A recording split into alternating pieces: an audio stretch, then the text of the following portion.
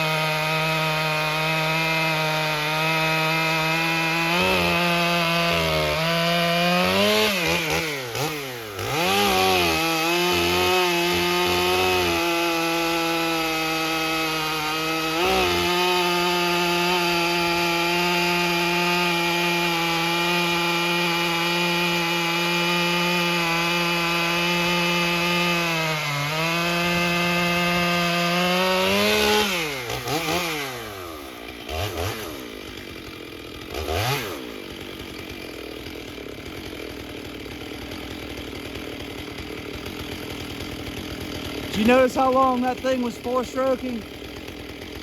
Here, let's talk a little bit. So when people say, oh, you got to do a reset, a recalibration, if you can do some bar length cuts, you can get the saw to come around. If that saw had not cleaned up with all that gurgling, it's four-stroking, I think I was a third of the way through this log before it finally started to clean up. Why it took so long, I don't know, maybe it was really that far out of whack. But if had it not, then I was going to go back in and look for why is it compensating so hard and there's so much fuel going at it, or what's not communicating, what's not changing, you know. So it finally cleaned up. I'm gonna run it a little bit more and see what's up. But there's another good reason, not just to do a reset just cause, or a recalibration just cause. If you can actually do bar length cuts, you know, even if you've got like a 50cc saw, like a 550 XP or a 261, you know, when I say bar length cuts, you know, an 18-inch cut or a 16-inch cut, whatever. And that's gauged to the size of the saw, you know, something to put it under full load like it's supposed to be run. So anyway, let me see if I can't get this thing to fail, but I appreciate you sticking with me. I don't know if I got anything else. We'll see how this shakes out in just a minute. Well, I think I've run her hard enough. She's running pretty good. Yeah, hold that thought and we'll close this out. All right, I can't see any reason to do anything. This is the customer's gas, the customer's saw.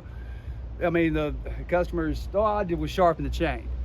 So there could have been some kind of issue with the chain. The chain didn't look too terribly bad. Bar probably needs to be dressed. I just flipped it over and got the good side going. So yeah, because even this would have had to run a full reset. So 90 seconds on triangle, and then shut it off, which would put it back to default settings. And as rich as that was running, when I fired it up at the house, it was smoking like a freight train. And he's running Husky XP Plus at 40 to 1. And that's not why it was smoking, you follow me? How it got that far out of whack, I don't know. Some of the likely causes are it will react to whatever you do. So if you're using that saw to do some light limbing and and you're doing a lot of it, you can get the saw confused. The saw still needs to do what it's supposed to do. That's a felling and bucking saw.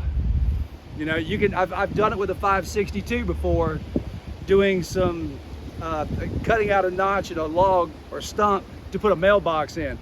All that time of feathering the throttle, trimming out the edges, you know, it only ran for the 10 minutes under load, maybe 10 seconds of that 10 minutes.